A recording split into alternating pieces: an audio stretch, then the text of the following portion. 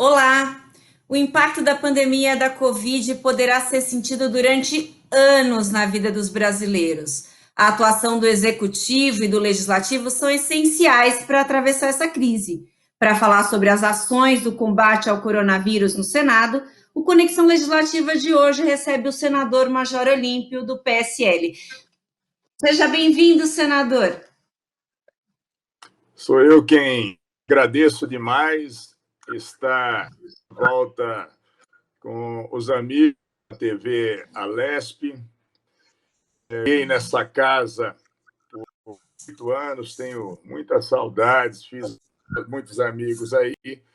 E esse programa do Conexão Legislativa justamente utilizando a TV Alesp para levar informação para todos os 645 municípios do estado de São Paulo. A TV Alesp, que foi pioneira em transmissão legislativa e a cada vez chega mais forte. Então, é uma grande oportunidade. Eu entrei na política pela Assembleia Legislativa, acabei me elegendo senador e é uma oportunidade de prestar conta à população do estado de São Paulo. Senador, como estão as atividades do Senado aí nesse período de pandemia? Olha, o Senado está trabalhando já há 65 dias de forma remota. As sessões são realizadas todos os dias, a partir das 16 horas, e temos pela manhã um colégio de líderes. Em produção legislativa, nunca se votou os vetos quanto o Congresso, a Câmara e o Senado estão votando. Nesse espaço de tempo, 65 dias, nós votamos 28 projetos. E projetos que são fundamentais, são todos projetos que estão ligados diretamente ao enfrentamento da pandemia. Sejam projetos da área de saúde, de assistência, de transporte e logística, seja da economia, são projetos que ou estamos votando medidas provisórias que o próprio governo está ou projetos de origem legislativa, ou seja, produzidos, deputados e votados na Câmara, vêm para a gente para o Senado, que são o caminho inverso, que sejam de senadores votados no Senado e enviados para a Câmara. Nós, dentro desse sistema especial de votação remota, tem as regras para o regimento interno do Congresso Nacional das Casas, que eventualmente também fazemos as sessões do Congresso para a apreciação de vetos. Esses projetos, os projetos legislativos, que são a destinação de recursos, o governo precisa. Agora, por exemplo, nós votamos esta semana, o presidente sancionou essa semana, nós votamos há 15 dias, um crédito para a pequena e microempresa. Por exemplo, para empresas que faturam ano entre R$400 mil e R$10 milhões, um crédito especial, que é uma destinação de 15,9 bilhões de reais, que todo mundo que tem a sua empresa, o seu negócio, o seu comérciozinho, e que fatura entre R$400 mil a R$10 milhões, poderão, a partir de agora, seja nos bancos, Banco do Brasil, na Caixa Econômica, no Banco do Nordeste, no Banco de Brasília, seja através do BNDES ou da rede de bancos privados, ou das cooperativas financeiras autorizadas pelo Banco do Brasil, ou mesmo das fintechs, poder o empréstimo para vencimento. O pedido é pequenininho, é 1,25 ao ano. A Selic, que está dando 4%, 3,8%, mais 1,25%. 8 meses de carência para pagar. Daí 36 meses para efetuar o pagamento, para dar um fôlego para a turma. Então, nós votamos, o governo agora faz medida provisória, nós votamos também, porque esses 15,9 bilhões é a garantia que nós estamos colocando no Banco Central, 15,9 bilhões, que é a garantia, é um fundo garantido do banco que vai emprestar o dinheiro para o cidadão.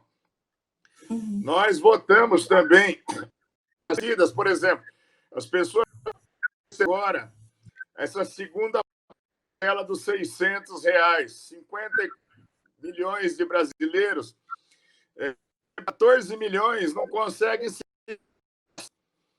Porque o nosso Brasil é grande, nós temos 3 milhões de brasileiros, não tem registro de nascimento. Mas essas pessoas, papel, elas não existem. É um desespero isso. Tenta fazer o cadastramento das pessoas para poder, não numa atividade informal, trabalhar em atividades informais, mas não consegue que existe. Então, nós temos uma dificuldade muito grande. E o papel do Senado? O Senado é a casa que representa os estados. Daí tem 3 senadores por cada um dos estados e do Distrito Federal. É justamente votar projetos nesse momento, né? Os seus estados, entre nós, como senadores, nós temos um papel fundado de buscar recursos para os estados. É o que eu faço o tempo todo, não me interessa se eu não gosto do governador Paulo, todo mundo sabe que eu não gosto.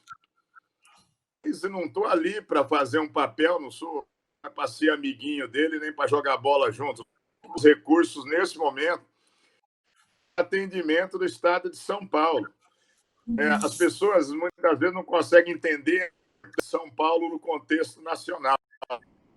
São Paulo, tudo que é produzido no Brasil, de bens e serviços, que é o chamado Produto Interno Bruto, responde por quase 40% disso.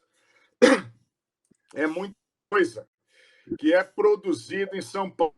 Quando São Paulo para, o Brasil para. Quando São Paulo vai bem, o Brasil vai bem. Meu papel, nós somos 3 senadores por São Paulo. Sou eu, o Zé Serra e a Mara Gabrilli. A Mara Gabrilli, que inclusive está convalescendo em casa, ela está com Covid-19. Foi diagnosticada com Covid-19, mas, se Deus quiser, a Mara é uma moça lutadora. A história de vida dela já é uma história de inspiração. E, se Deus quiser, vai sair bem dessa e, brevemente, estará conosco no Senado, fazendo o brilhante papel que faz como senadora. Mas, hoje, por exemplo, eu sou o relator que autoriza 80 milhões de dólares para obras em 16 bairros, 16 obras diferentes em São Bernardo do Campo. Então, são ao câmbio de 180, o valor do dólar, são 480 milhões de... o presidente é o Orlando Morando. Nesse momento, nós não temos partido. Isso aí é de tal partido. O Orlando Morando é do PSDB, eu sou do PSL. Os partidos têm um confronto na Assembleia Legislativa, eu tenho um confronto permanente. Não é o caso disso. Aí nós vamos aprovar em tempo recorde com esse relatório esses recursos para São Bernardo. É fundamental. cidade com 850 mil habitantes, um dos maiores polos empresariais do Brasil, mas tem muitos bairros, muita pobreza, precisa fazer área de canalização, de saneamento, de infraestrutura, e esses 180 milhões de reais, 80 milhões de dólares americanos, serão muito bem-vindos também. Há uns tempos atrás, aproveita como relator, porque para as pessoas entenderem, toda vez que um estado ou um município precisa fazer um empréstimo nacional, na CAF, como é o caso de São Bernardo agora, nessa Câmara Andina de Fomento, seja FMI, seja no Banco de Desenvolvimento, seja qualquer banco estrangeiro, quem dá o aval, quem dá autorização para quem vai pagar, se o município não pagar, é a União, é o governo brasileiro. A autorização é o Estado da República. Então, por exemplo, para o Estado de São Paulo, numa talada só, eu consegui também, como reitor, 1 bilhão destinado a obras que estão sendo planejamento de despoluição do rio, de continuidade do Rodel, do entorno da Tamoios, o contorno da Tamoios, que é fundamental para fazer chegar negar e ter a saída de carga do porto de São Sebastião. Então, isso o tempo é um trabalho muito intenso. Eu devo dizer a vocês que eu achei que o fato de estar em casa, né, seria uma mas de verdade a gente tem dia que eu estou 12, 16 horas no ar, porque eu atendo todos os colegas de vocês, imprensa. E como eu sou um cara encrenqueiro, é a imprensa do Brasil todo, imprensa do todo que cobre o Brasil e quer saber de cenários. E como eu fui o senador mais votado da história, normalmente eu sou encrenqueiro por natureza, sempre a imprensa quer saber a minha opinião.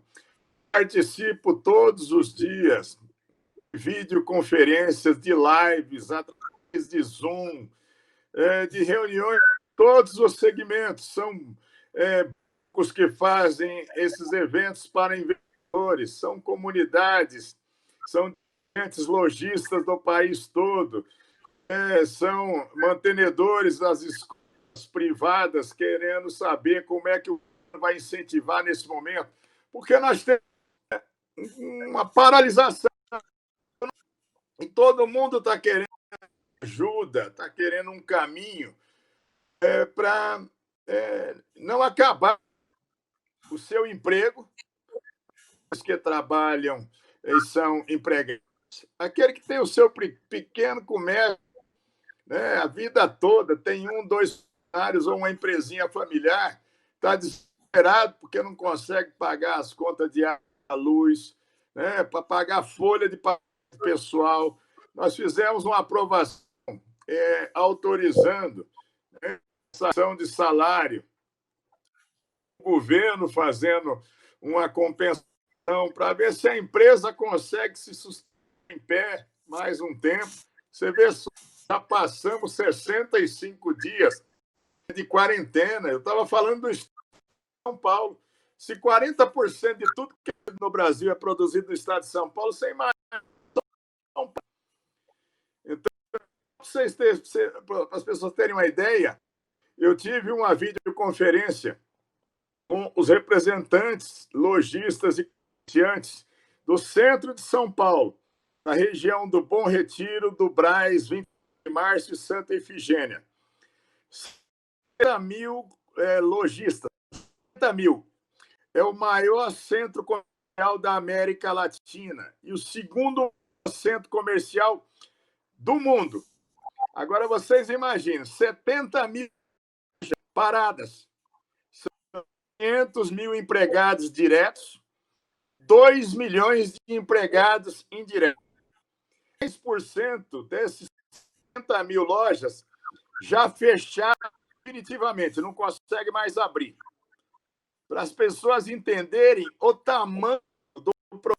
Daí, sou um crítico de todo esse processo em que houve o isolamento no estado de São Paulo. Ele começou errado. Hoje eu vejo que o governador e principalmente o prefeito de São Paulo tentam corrigir erros, mascarando situações. Lógico que nós estamos preocupados com a saúde pública, mas o prefeito nem o governador demonstraram o mínimo de preocupação no carnaval, onde se tinha os estudos todos prontos da chegada do coronavírus, do impacto que tinha, e essas mesmas autoridades de televisão na rádio dizendo: vem, vamos ter 15 milhões de pessoas e vamos bater o recorde de folia no carnaval. 2 semanas antes de começarem as mortes, já existiam os estudos do contágio feitos a partir de janeiro. E, logicamente, esse total das atividades comerciais que está arrebentando as empresas e pode gerar um caos com a fome, com a miséria decorrente, com o desespero da população. Isso não poderia ter sido feito dessa forma. Você tem núcleo, por exemplo, de São Paulo e até da Grande São Paulo, que só isolamento resolve nesse momento. Mas você tem 450 cidades pelo interior de São Paulo que dá para você programado uma situação de mais flexibilidade para as atividades. Assim como você todas as cautelas, põe a máscara, o gel e vai no supermercado, pega uma fila, 2 metros de distância, você vai no açougue, você vai na padaria, você vai num posto de gasolina. Você pode ter outros estabelecimentos, outras áreas, guardando esse distanciamento, margem de segurança maior, para que se volte às atividades econômicas. Nem o céu, nem tanto a terra. Nem tanto o presidente Bolsonaro, que quer que abra de uma vez, nem tanto o que o governador está fazendo, que acabou virando um palanque político, um palanque trágico. Parece que é um palanque que tem um canhão embaixo e que se sobe em cima todos os dias para tentar dizer: olha, cada dia está pior. E nós vamos ter que ter uma mobilização disso. Quanto mais nós vamos aguentar, eu digo, do estado de São Paulo, ela vai suportar sem que a gente tenha uma boa parte das atividades econômicas retomadas. Então, nós precisamos cuidar da saúde pública, é fundamental. A doença mata mesmo, ela é implacável, existem grupos de risco, mas, dependendo da situação e da facilidade em termos de fortalecimento que esteja o organismo, ela não escolhe também a idade, não. Dependendo das idades que as pessoas já têm, outras moléstias permanentes, pode...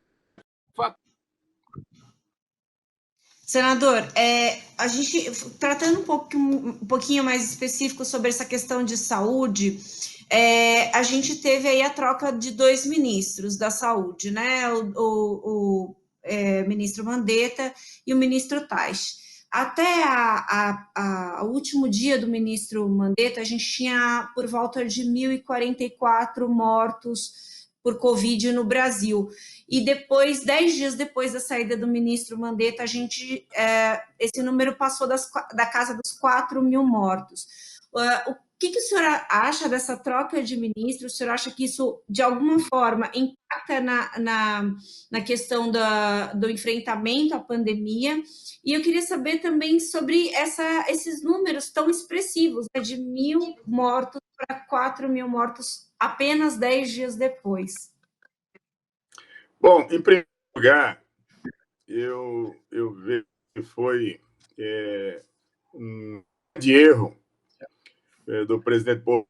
Eu sou aliado, mas não sou alienado. Foi um erro do presidente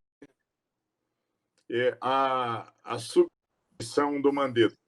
Mandetta foi deputado comigo, Mandetta é um cara dedicado à saúde, e o Mandetta conquistou o coração dos brasileiros dessa agonia da pandemia.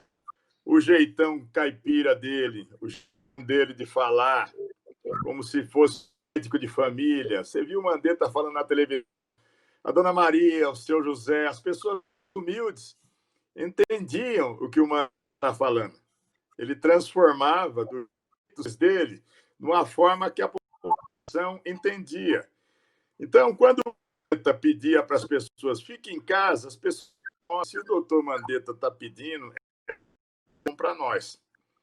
Então, ele acabou sendo um exemplo para as pessoas.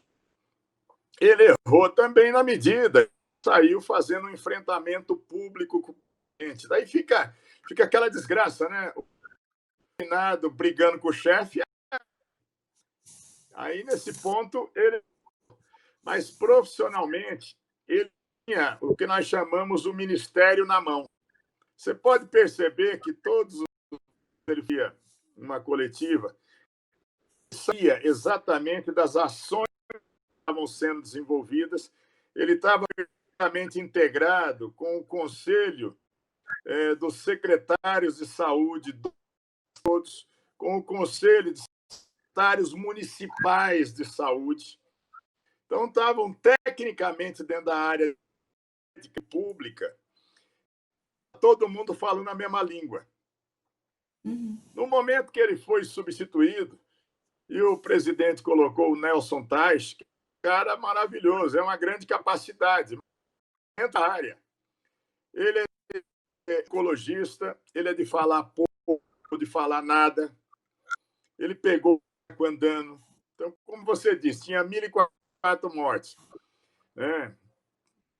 O que se vai fazendo dentro desse processo ainda, e com uma doença que está o mundo banhando com ela. Pegar a maior força econômica do planeta, os Estados Unidos, onde está em mais contágio. Trump que saía igual o Bolsonaro nas ruas, não, problema nenhum, não, pode sair. Uma semana de desesperado, falando, pelo amor de Deus, fique em casa. Então, não tem muita regra nisso, todo mundo está aprendendo o tempo todo. No período que ficou o Nelson Tais, eu mesmo antecipei, vocês, colegas da empresa, não, olha, vamos dar um bilhete de loteria.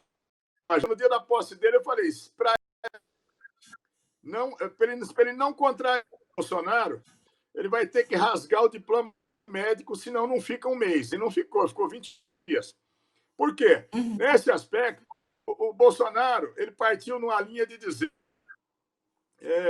isso não é nada, isso é uma gripe, muita gente estão dizendo que é coronavírus, e quer a abertura total. É muito difícil alguém da área de medicina, algum cientista, ficar como ministro e topar um negócio de política pública de saúde nesse ambiente. É muito difícil você pegar um médico que vai dizer o presidente quer que se dê cloroquina para a população e não dizer, agora você faz prescrição por decreto. Não pode. Então, é muito difícil a situação. E nós estamos, particularmente, num momento ainda que está crescendo essa curva, está crescendo o número de infectados no estado de São Paulo. São Paulo tem 45 milhões de pessoas, logicamente tem uma de infectados, logicamente o maior número de recuperados, mas também tem o maior número de óbitos.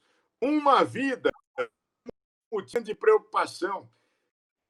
E sabe que essa escalada ela continua. Eu vi a matéria de estudiosos que vão fazendo perspectiva. Conta que nós temos pelo menos mais 3 semanas de crescimento da curva de infecção por consequência de mortes. Então, nós não tivemos, no último século, uma crise.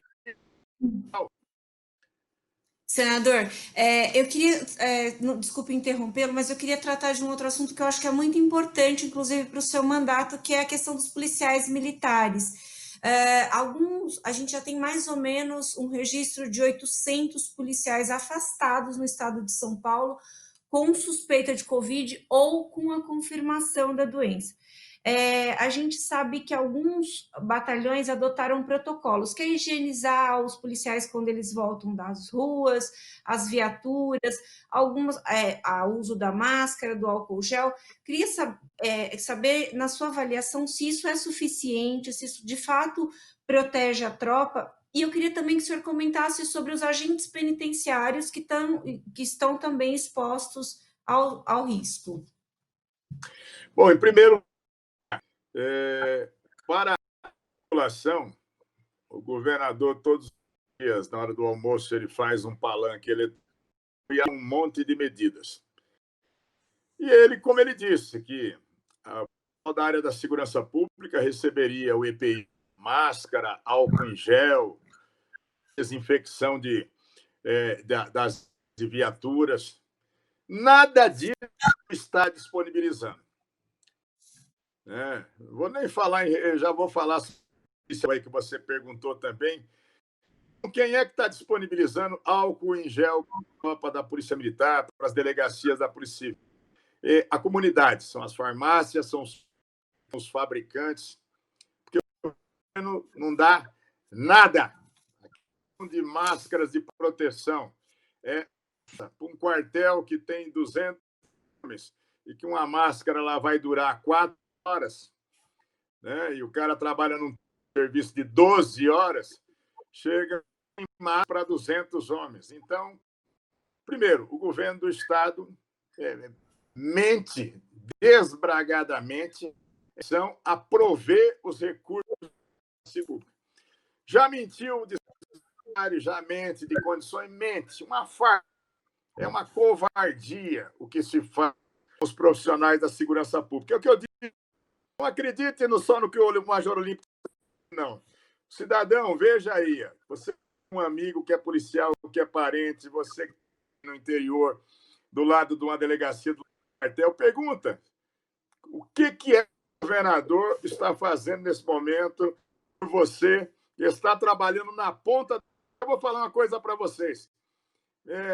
O pessoal da assistência social está lá trabalhando, mas à noite, na madrugada, nas comunidades, nas favelas, quem é que vai atender? A ambulância do pobre ainda é rádio patrulha de polícia, a polícia que atende às 24 horas do dia. Nós temos mais de 800 policiais infectados. Em janeiro já passaram 2.200. O policial que está lá vai buscar o súbito, não tem. Se você tem uma chamada para o SAMU. Outro dia, pessoas reiteraram comigo, a pessoa teve um ataque epilético aqui debaixo do metrô. Morador de rua, debaixo do metrô Santana. Aqui, mais de 2 horas sem atendimento com um ataque epilético. Aí precisou um senador, para ter um corre-corre para a criatura. É vergonhoso entre o discurso do Dória e blá, blá, blá, com a realidade é muito grande. Polícia Penal, então, é vergonhoso. Graças a Deus, e graças muito até à mobilização, aos próprios cuidados dos policiais, chama Polícia Penal, não são mais agentes, tem agentes de escolta. Policiais, nós estamos até com de cuidados, relativamente pequeno, diante de um volume de 5 mil agentes penitenciários em 6 presídios no estado de São Paulo. Mas é vergonhoso. O Dória fazer um acordo aí, ele tem medo do PCC, ele tem medo de tudo, ele dá de bravinho, mas é um medroso. E ele quis liberar a visita de presos, mas precisou os promotores do estado de São Paulo e mais o sindicato. entrarem na justiça impedindo ações para não aumentar o contágio dentro dos presídios. A realidade dos presídios é muito grave. Nós já temos uma boa parte da população que tem problema por causa da insalubridade dos presídios. Você já tem problemas pulmonares, vários, outras doenças. Então, a possibilidade do cara ser contagiado é grande. Então, cuidando dos policiais nas ruas, cuidando dos policiais penais, ou é as suas entidades ou a região. Governo de São Paulo, zero. Esquece. Abandonou a segurança pública e, nessa pandemia também, a própria sorte.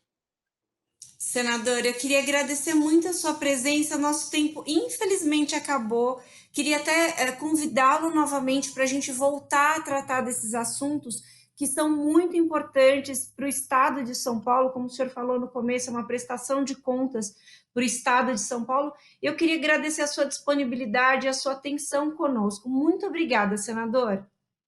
Eu que agradeço, cumprimento toda a equipe da TV Alesp, não só o sucesso do trabalho realizado, pela cordial, gostosa amiga que trata toda a população do Estado de São Paulo. Para mim, é uma alegria vê-lo sempre, no momento que estava iniciando o programa, cumprimentar as câmeras, cumprimentar a equipe daí, que a gente tem muita saudade. Um abraço, sejam felizes. Muito obrigada. Esse foi mais um Conexão Legislativa com o senador Major Olímpio. A gente falou um pouco sobre as ações do Senado aqui para o enfrentamento à pandemia. Muito obrigada pela sua presença, pela sua companhia. Você pode acompanhar esse programa e outros programas da Rede Alesp nas nossas redes sociais. Muito obrigada e até breve.